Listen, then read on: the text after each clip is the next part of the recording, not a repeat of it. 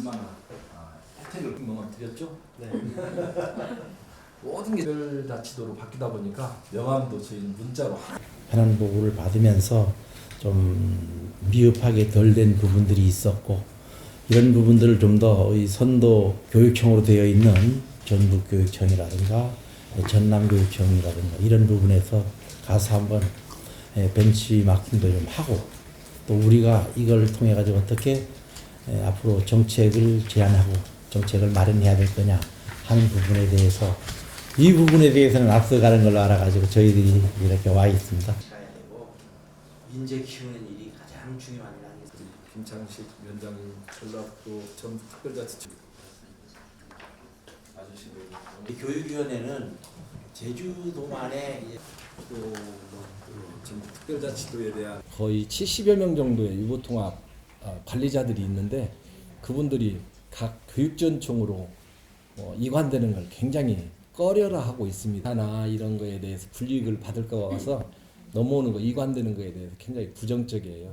그런 것들을 어떻게 풀어날 것인가 그리고 또 예산은 또 어떻게 이양시켜 줄 것인가 그래서 어떻게 보면 교육청이 도청에 많이 매달리는 그런 형국이 돼버렸죠. 인력풀이 큰 데서 근무를 해야 뭐 시군구에서 교육지원청으로 정보라든가 파견에 대한 걸 꺼린다는 그런 말씀을 그렇죠. 받아도 되겠습니까? 네네. 그동안에 쌓였던 경험이라든가 노하우를 일정 기간 동안 교육청이 지원을 해줘야 될 것 같은데 그런 게 좀 꺼리더라고요. 전북, 그다음에 경기, 계속 그 교육감이 직접 교육학예에 관련된 의견 제출권을 이제 부여받을 수 있도록 요구를 했는데 지금까지 8단계 제도 개선까지 오면서도 이제 안 되고 있는 상황입니다. 상당히 중요한 문제입니다.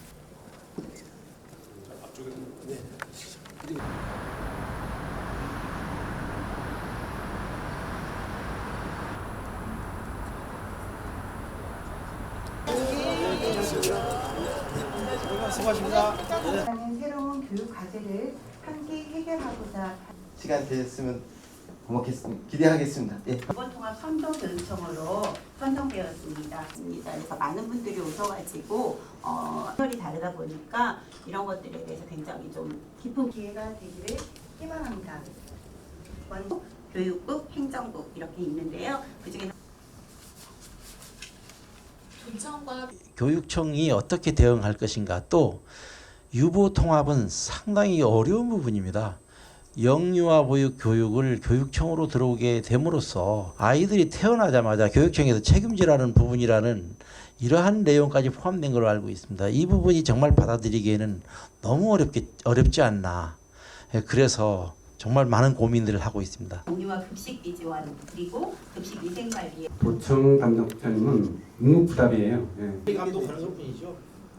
네, 그것까지는 아직 진도가 안 있고 좀 그런 상황이에요. 예외적으로 풀어졌기 때문에 그 정도 넘어갈 수가 굉장히 위험해. 모델도 안 나와서 부단장에는 교육국장님, 도청에 제주도는 국장으로 되어 있거든요. 여기는 없는 거고 또 하나 차이점이 뭐냐 그러면 예산팀장과 인사팀장이 추진단에 들어가 있다는 거예요. 그럼 여기에 인사팀장님이 특별히 이제 배려를 좀 하신 건지 파견에 대해서. 그래서 교육청에 공식적으로 유보통합 추진 특별위원회를 구성해서 이제 활동하고 있다는 걸 들어가지고 저희들도 돌아가게 되면은 교육청을 지원하기 위해서 이런 부분을 적극 검토를 이제 유보통합과 관련해서 도청하고 협의할 때 시설과 인력과 예산은 협의하는데 시설, 예를 들어 공립유치원이 그 행정예산을 도청으로 이렇게 이관하는 것에 대해서는 협의를 안 하셨는지요?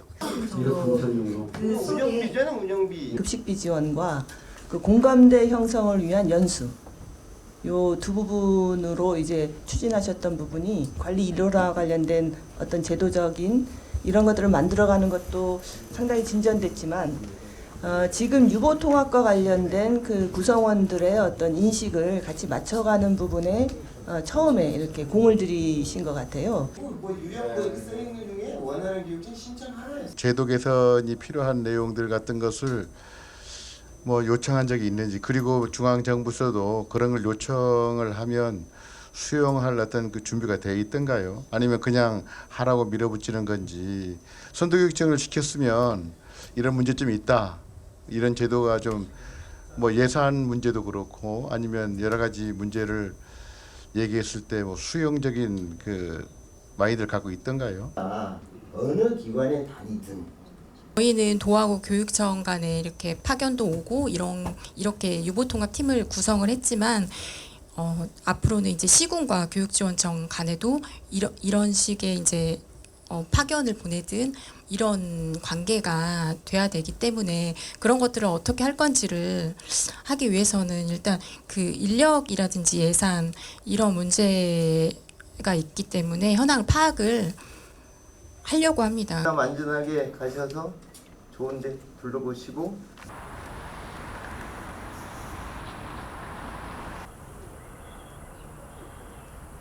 2014년 여름학교 운영 관련 협의에 관련 교육위원회 위원장님께서 제주도 참교육위원께서 오늘 저 일정상 지금 방과후 학교 운영할 때 하고 이 늘보 연도 금년도죠. 5월 29일, 6월 2일까지. 이에 따른 박람회 기간 중 소주제를